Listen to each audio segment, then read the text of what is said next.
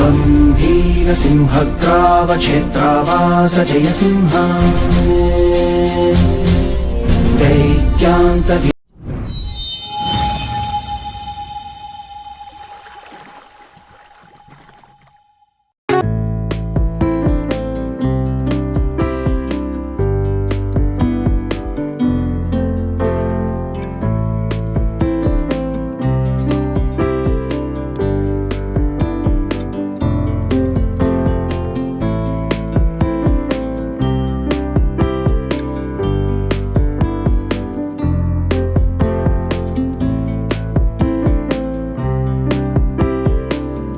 Hi friends, welcome back to our channel విచిత్రం మీ విహారీ.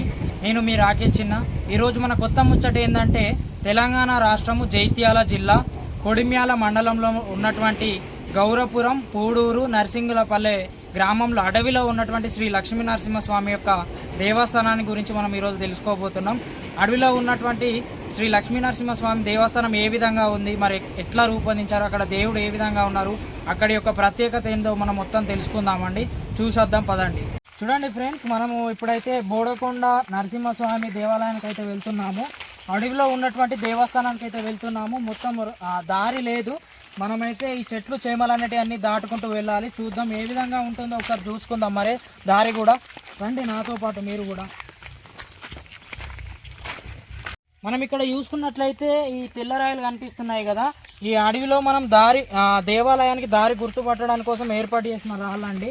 చూద్దాం మనం ముందు కూడా రాళ్ళు అనేటివి చాలానే ఉన్నాయి. చూడండి ఏ విధంగా ఉందో.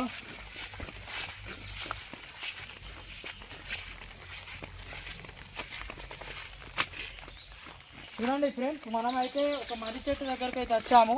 ఏ విధంగా ఉందో చూడండి. మనకు వెళ్తున్న క్రమంలో మర్రి చెట్టు ఉంటుందని కూడా చెప్పారు. చూడండి, ఒక 100 సంవత్సరాల కిందటి మర్రి చెట్టు అని చెప్పారు. ఇక్కడ చూసుకోండి ఏ విధంగా ఉందో, వ్యూ కూడా మనకు ఎట్లా కనిపిస్తుందో చూడండి. చాలా పెద్ద మర్రి చెట్టు అండి. చూడండి, చూస్తున్నారు కదా ఫ్రెండ్స్, కొన్ని 100ల సంవత్సరాల నాటి మర్రి చెట్టు అయితే మనకు ఏ విధంగా కనిపిస్తుందో చూడండి. ఈ మర్రి చెట్టు దగ్గరే మునులు తపస్సు చేసేవారని మనకు ఇక్కడ వారు చెప్పారు.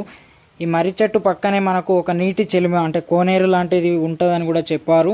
ఈ కోనేరులో ఉన్నటువంటి నీరు ఎప్పటికీ ప్రవహిస్తూనే ఉంటుందని చెప్పారు. ఈ నీళ్లు తాగిన వారికి ఆయురారోగ్యాలతో ఉంటారని కూడా మనకి ఇక్కడ గ్రామస్తులు అయితే చెప్పారు. చూడండి ఏ విధంగా ఉందో మొత్తము ఒక మర్రి చెట్టు.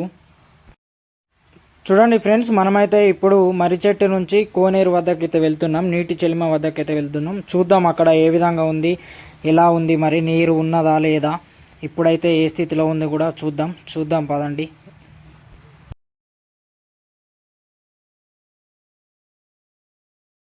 ఫ్రెండ్స్, మనం ఇక్కడ చూసుకున్నట్లయితే ఈ నీళ్లు కనిపిస్తున్నాయి కదా, మనం గుట్టపైకి వెళ్లే మార్గంలో ఉన్నటువంటి కోనేరు. ఈ నీళ్ళు అనేటి ఇక్కడ స్టార్ట్ అయ్యి మన కింది భాగంలో ఉన్నటువంటి కోనేరులో అంటే స్టోరేజ్ అయిన తర్వాత దేవాలయం దగ్గరికి వెళ్ళే భక్తులు అనేవారు కాళ్ళు కడుక్కోవడమా లేదా నీరు తాగడమా, సేవించడమా, స్నానాలు ఆచరించడమా అలాంటివన్నీ ఈ కోనేరు దగ్గర చేసిన తర్వాత గుట్టపైకి వెళ్ళేవారట. మనం కోనేరును కూడా చూద్దాం ఇప్పుడు ఏ విధంగా ఉందో. చూడండి ఫ్రెండ్స్, నేను కోనేరు అన్నా కదా, ఇప్పుడైతే కోనేరు లేదు, మొత్తం శిథిలావస్థలోకి అయితే వచ్చింది. చూడండి ఏ విధంగా కనిపిస్తుందో. అక్కడ ఊరినటువంటి నీళ్లు ఈ విధంగా ఇక్కడ స్టోర్ అయిన తర్వాత మళ్ళీ కింది భాగం నుంచి వెళ్ళిపోతాయని మనకు చెప్పారు. చూడండి ఇప్పుడైతే ఏ విధంగా కనిపిస్తుందో చూడండి. చెలిమ అంటే వెనకటి కాలంలో భూమి నుండి ఊరినటువంటి వాటర్ను చెలిమ అంటారు కదా, అలాంటి ప్రదేశం ఇది అన్నట్టు. చూడండి ఏ విధంగా కనిపిస్తుందో. ఒక మొత్తం అడవిలో ఉన్నటువంటి చెలిమే చూడండి ఏ విధంగా ఉందో. ప్రజెంట్ అయితే వర్షాకాలం ఇంకా స్టార్ట్ అయింది, కానీ ఇక్కడ మాత్రం ఎలాంటి నీళ్ళు అయితే మనకు కనిపించట్లేదు. ఇంకొక కొన్ని రోజులు అయితే తర్వాత నీరు అనేది ఇటు నుంచి ఈ కింది భాగం వైపుకు వెళ్తుందని మనకు అర్థమవుతుంది ఇక్కడ చూసుకున్నట్లయితే. చూడండి ఏ విధంగా ఉందో మొత్తానికైతే. చూడండి ఫ్రెండ్స్, మనమైతే కోనేరు దాటి పై భాగానికి అయితే వెళ్తున్నాము.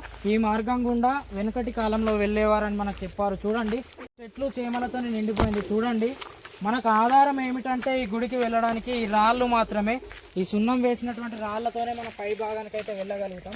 చూడండి మనం ముందుకు వెళ్తే ఇంకా ఏం కనిపిస్తాయో చూద్దాం. ఈ అడవిలో చాలా ప్రత్యేకమైనటువంటి చరిత్ర కలిగినటువంటి దేవాలయం అని మనకు చెప్పారు. చూడండి మొత్తానికైతే ఇక్కడికైతే వచ్చాం మనం. చూడండి ఏ విధంగా కనిపిస్తుందో చూసుకోండి ఒకసారి.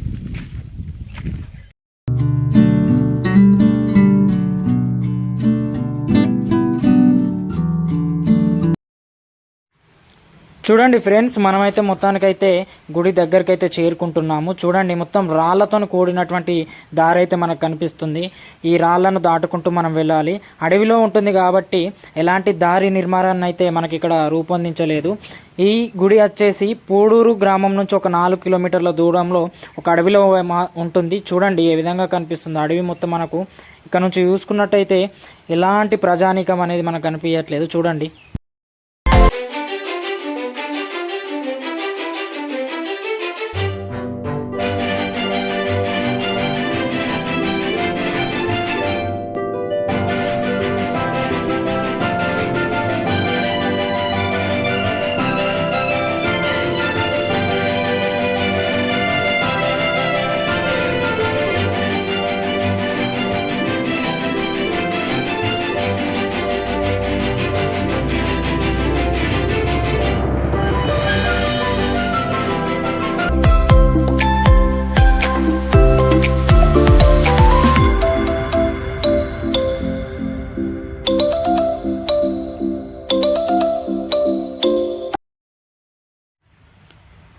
చూడండి ఫ్రెండ్స్, మనం మొత్తానికైతే గుడి వద్దకైతే వచ్చాం. చూడండి మనకు ఏ విధంగా కనిపిస్తుంది ఒకసారి చూసుకోండి. ఇక్కడ ఎలాంటి గుడి నిర్మాణం అయితే లేదు. ఒక బండ కింద, అంటే ఒక గుట్ట క్రింద ఒక సొనికలో వెలిసినటువంటి శ్రీ లక్ష్మీ నరసింహ స్వామి వారు అయితే మనకు దర్శనం ఇస్తారు. ఇక్కడ చూడండి మనకి ఏ విధంగా కనిపిస్తుందో.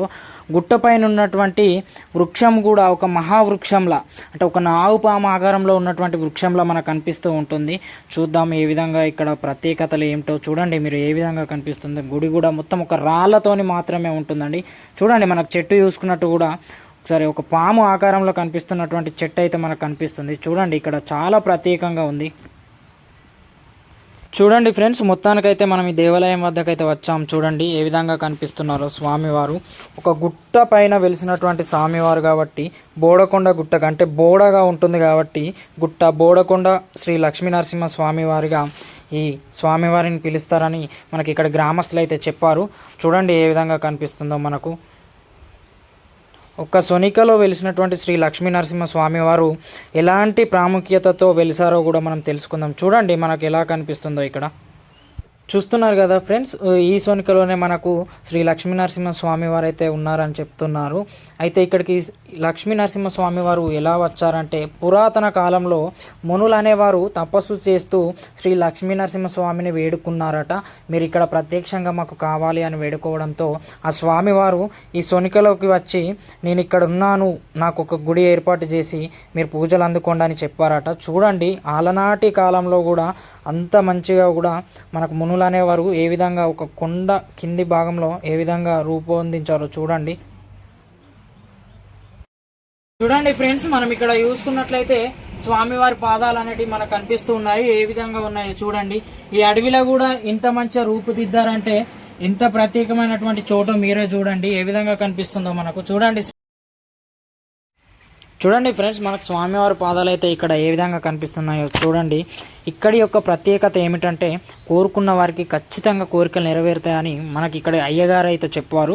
చూడండి ఏ విధంగా కనిపిస్తుందో. సంతానం లేని వారికి కూడా మాకు సంతానం కావాలని కోరుకోగానే శ్రీ స్వామివారు అయితే వాళ్ళకి సంతాన భాగ్యం కలిగిస్తారని కూడా చెప్పారు. చూడండి ఏ విధంగా కనిపిస్తుందో. చాలా ప్రత్యేకమైనటువంటి చోటు, చాలా అద్భుతమైనటువంటి ప్రదేశం అని కూడా మనకి ఇక్కడ గ్రామస్తులు అయితే చెప్తూ ఉన్నారు. చూడండి మనకి ఏ విధంగా కనిపిస్తుందో.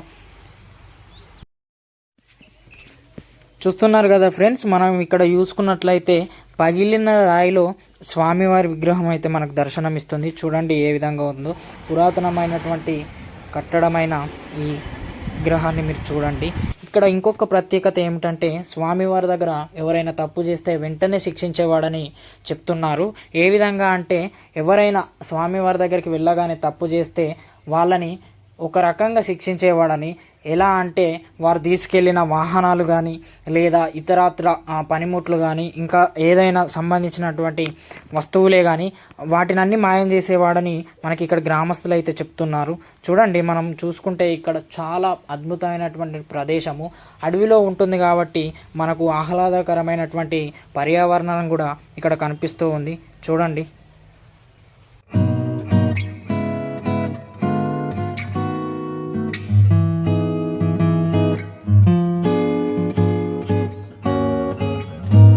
చూడండి ఫ్రెండ్స్, మనం ఇక్కడి నుంచి ఈ దేవాలయం నుంచి చూసుకున్నట్లయితే మనకు నల్లగొండ దేవాలయం అయితే కనిపిస్తుంది. చూడండి ఆ కొండపైన ఉన్నటువంటి సున్నము మనకి ఏ విధంగా కనిపిస్తుందో చూడండి.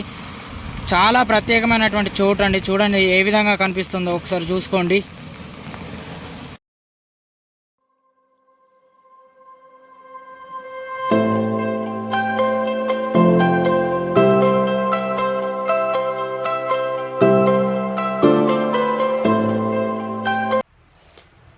ఇక్కడ మనకు ఒక పరుపు బండ అయితే దర్శనమిస్తుంది. చూడండి ఏ విధంగా ఉందో.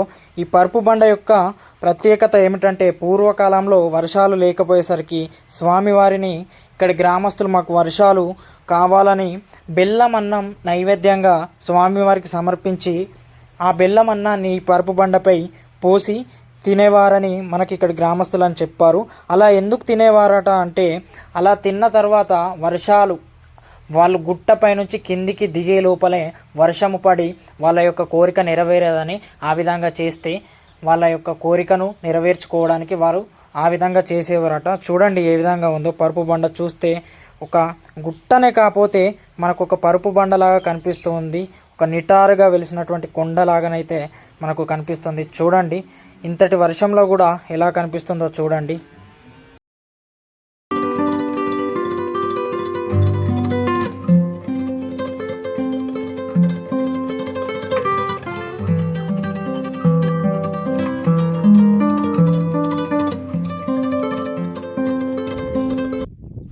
ఇక్కడ మనకు లాస్ట్లో కనిపిస్తున్న గుట్టపై శ్రీ మల్లన్న స్వామి వారు ఉంటారని కూడా మనకి ఇక్కడ గ్రామస్తులు అయితే చెప్పారు. చూడండి ఏ విధంగా కనిపిస్తుందో కొచ్చగుట్ట. చాలా ప్రత్యేకమైనటువంటి చోటు కాబట్టి మనకు అన్నీ ప్రత్యేకంగానే కనిపిస్తూ ఉంటాయి. వీడియో చూసారు కదా ఫ్రెండ్స్, మీ యొక్క అభిప్రాయాన్ని కామెంట్ ద్వారా తెలపండి. మరొకసారి మళ్ళొక మంచి ఇంట్రెస్టింగ్ స్టోరీతో మీ ముందుకు వద్దాము. కెమెరామ్యాన్ హరీష్తో మీ రాకేష్ చిన్న. బాయ్.